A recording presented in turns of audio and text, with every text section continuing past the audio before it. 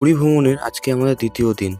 আজকের পর্বে থাকছে পুরীতে কোথায় কোথায় তোমরা সাইট সিন দেখতে যাবে, আর সেই সাইট সিন দেখার খরচাই বা কত পড়বে, প্লাস যেখানে যেখানে তোমরা যাবে সেখানকার পুরো ইতিহাস এই ভিডিওতে আমি বলবো। প্লাস তার সঙ্গে রাতের খাওয়া দাওয়া তো অবশ্যই আছে।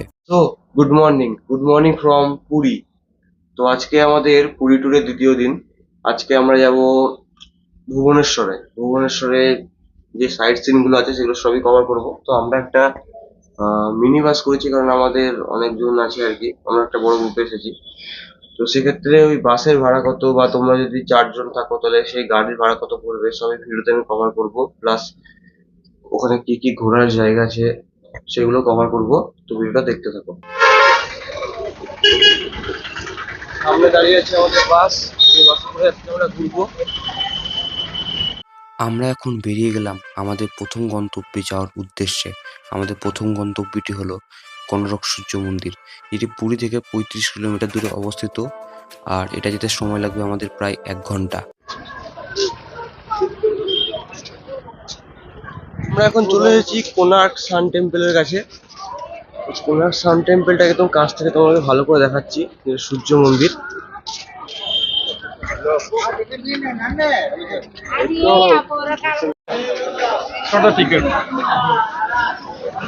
এখানে ঢুকতে গেলে একটু অনেক রকম টিকিট লাগে, সেটা হলো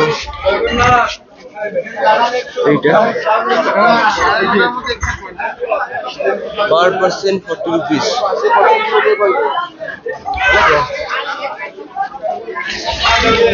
লম্বা লাইন পড়েছে আজকে। কোনারক সূর্য মন্দির বিশ্বের সবথেকে রহস্যময় মন্দিরগুলির মধ্যে অন্যতম। জানা যায় এই মন্দিরটি 1255 খ্রিস্টাব্দে নির্মাণ করিয়েছিলেন রাজা প্রথম নরসিংহদেব। 1903-এ হঠাৎ কোনারক মন্দিরের মুখ্য দরজাকে বন্ধ করে দেওয়া হয়েছিল। আজও এত বছর পরেও ভারত সরকার এই দরজা খোলেনি। কোনারক সূর্য মন্দিরটি রহস্যের কেন্দ্রবিন্দু, কারণ মন্দির হওয়া সত্ত্বেও কোনো দেবদেবীর পুজো হয় না। জানা যায় এই মন্দিরটি নাকি অভিশপ্ত।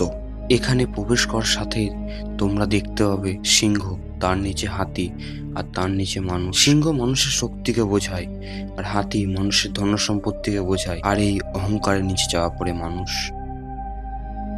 আর এখান দিয়ে সোজা উঠলে তোমরা দেখতে পাবে নাট মন্দির। ভোরের প্রথম সূর্যের কিরণ এই নাট মন্দির হয়ে এসে পড়ে মন্দিরের মূল দরজায়। এই মন্দিরে চূড়াতে 52 টনের চুম্বকীয় পাথর রাখা হয়েছিল, যার মাধ্যমে ভগবান সূর্যদেবের মূর্তি শূন্যে ভাসত। কোনারক সূর্য মন্দিরকে রথ মন্দিরও বলা হয়, কারণ এই মন্দিরটি 7টি ঘোড়া এবং 24টি চাকা আছে। এই চাকাগুলির মাধ্যমে আগে মানুষ সময় গণনা করত। আমাদের কোনার্ক টেম্পল দেখা কমপ্লিট হয়ে গেল। যা গরম পড়েছে আজকে। এবার আমরা যাচ্ছি নেক্সট স্পট দেখতে। কোনারক টেম্পল দেখার পর আমাদের পরবর্তী স্পট হলো ধবলগিরি। ধবলগিরি যাওয়ার আগে বলে দিই, আমরা যে বাসে এখন যাচ্ছি সেটা হলো 17 থেকে 18 সিটার বাস। এটার ভাড়া পড়েছে আমাদের 4,500 টাকা পুরো বাসটা। তোমরা যদি ছোটো গাড়িতে যাও তাহলে তোমাদের 3 থেকে 3,500 টাকা ভাড়া পড়তে পারে।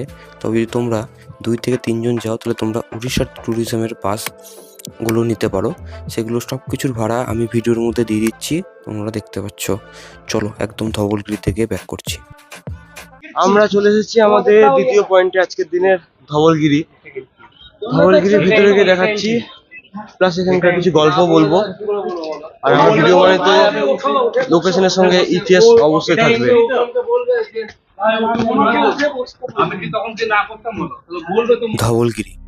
ধবলগিরি এই জায়গাটি দেখলেই মনে পড়ে যায় সেই ভয়ঙ্কর কলিঙ্গ যুদ্ধের কথা। মগধ সম্রাট অশোক যখন প্রায় সমস্ত ভারতে জয় করে ফেলেছিলেন, তখন তার নজর পড়েছিল এই কলিঙ্গ রাজ্যের দিকে। যে কলিঙ্গ রাজ্য এখন উড়িষ্যা নামে পরিচিত। সম্রাট অশোক এবং কলিঙ্গ রাজ্যের মধ্যে এক ভয়াবহ যুদ্ধ হয়। এই যুদ্ধের ফলাফল হিসাবে 1 লক্ষ মানুষ মারা যায় এবং প্রায় 1.5 লক্ষেরও বেশি আহত হয়। শেষ পর্যন্ত সম্রাট অশোক এই যুদ্ধ জয়লাভ করেন। এই ধবলগিরি থেকে কিছুটা গেলেই তোমরা দেখতে পাবে দয়া নদী। হ্যাঁ, সেই দয়া নদী, যেটি ওই কলিঙ্গ যুদ্ধের সময় জলের রং পুরো লাল হয়ে যায়। রক্তে লাল। এই কলিঙ্গ যুদ্ধের এই ভয়াবহ ফলাফলের পরে সম্রাট অশোকের পরিবর্তন শুরু হয়। তিনি বৌদ্ধ ধর্ম গ্রহণ করেন এবং তিনি এই ধবলগিরিতে শান্তি স্তূপা প্রতিষ্ঠা করেন, যেটি এখন ধবলগিরি নামে পরিচিত।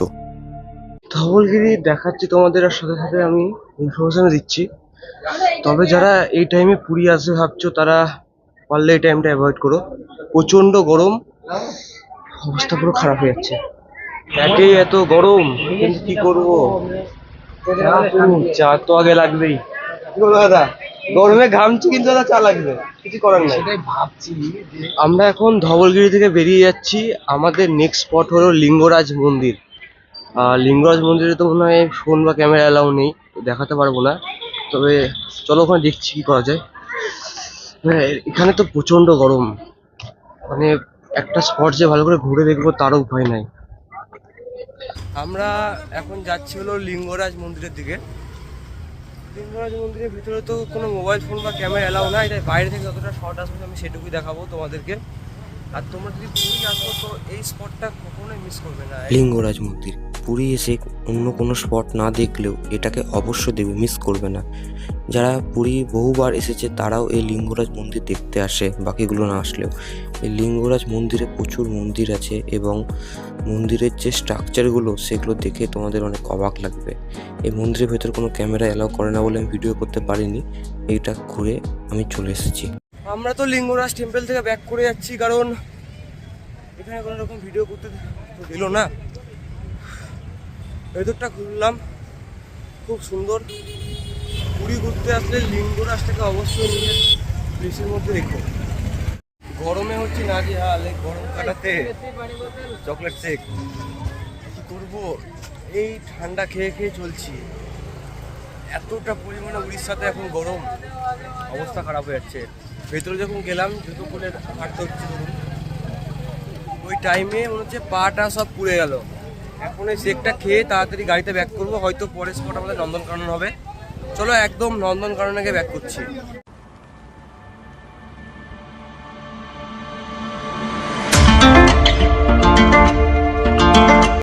আমাদের এখন নেক্সট স্পট হলো নন্দনকানন জু।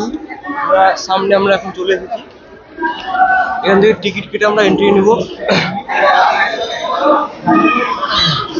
আমরা সবাই এখন ভেতরে এন্ট্রি নিয়ে নিলাম, আর এখানে টিকিটের প্রাইস পড়লো 50 টাকা পার হেড।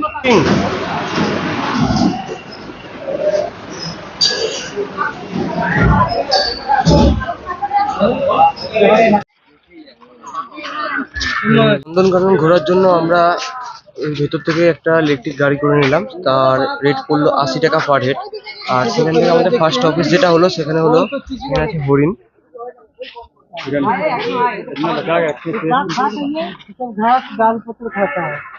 নন্দনকানন, এই নন্দনকাননে যখন তোমরা আসবে হাতে 2 থেকে 3 ঘন্টা টাইম অবশ্যই রাখবে মোটামুটিভাবে ঘোরার জন্য, কারণ এটা ঘুরতে তো সারাদিন টাইম লেগে যায়, এত বড় জায়গা এটা। তার মধ্যে যেটা মেন স্পট আছে তোমরা ওটা ভালো করে ঘুরে নেবে। আমরা এই নন্দনকাননে যে টাইম এসেছিলাম তখন প্রচণ্ড গরম ছিল, প্লাস রোদ ছিল, তার জন্য ভালোভাবে ঘুরতে পারি নন্দনকানন। তোমরা অবশ্যই দেখবে যেন খুব বেশি গরম হয়ে সময় এই পুরী ট্যুরটা না করার। আর আমরা এই নন্দনকানন থেকে বেরিয়ে যাচ্ছি, এটাই আমাদের শেষ স্পট ছিল। উদয়গিরি এবং খণ্ডগিরি যাওয়ার টাইম এখন আর নেই, এখন আমাদেরকে ফিরতে হবে আবার পুরীতে। চলো একদম গাড়ি থেকে ব্যাক করছি।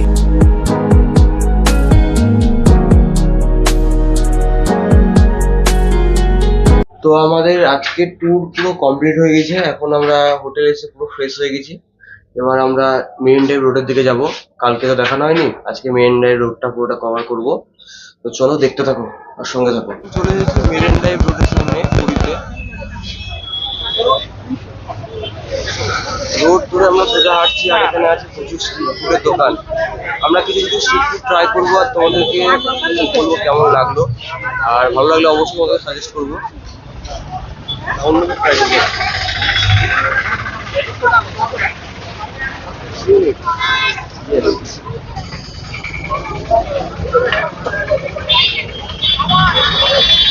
রাস্তায় চলতে চলতে এখানে পাপড়ি চাট দেখলাম, তো এখানকার পাপড়ি চাট ট্রাই করে দেখি।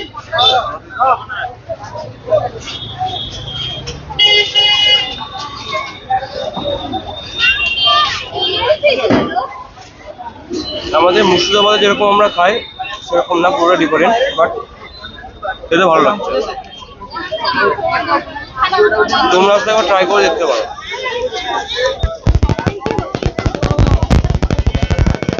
এই পুরীতে এসে সমুদ্রে স্ট্রিট ফুডগুলো ট্রাই করবো না তাই কখনো হয়? তার জন্য সমুদ্রে মাছ ভাজা খাওয়ার জন্য আমরা একটু চিংড়ি প্যাক করে নিলাম, তার সঙ্গে একটা টেস্ট করে দেখবো এখানে কেমন লাগে খেতে। তবে তোমাদেরকে বলবো যে এটা না লাস্টের দিন করাই ভালো, কারণ এটা খেলে অনেক সময় শরীরে প্রবলেম হতে পারে। যদি পুরীর বিচ থেকে তোমরা কোনো মাছ কিনে খাও তবে সেটা অবশ্যই একটু দেখে নেবে যে তোমার চোখের সামনে ভাসছে কিনা, কারণ এগুলো খেলে একটু পেটের প্রবলেম হতে পারে।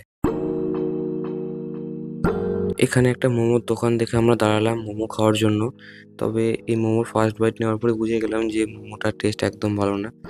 যাই হোক, ভালো মন্দ তো লেগেই আছে, যেটুকু আছে খেয়ে নিই। তারপর আমরা সি বিচের দিকে যাব।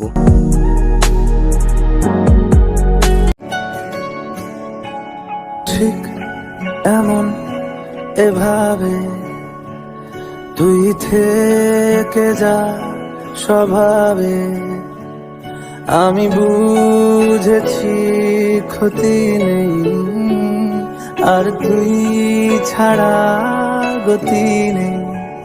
ছুঁয়ে দে আঙুল, ফুটে যাবে ফুল, ভিজে যাবে গা, কথা দেওয়া থাক, গেলে যাবি চোখের বাইরে না। ছুঁয়ে দে আঙুল, ফুটে যাবে ফুল, ভিজে যাবে গা,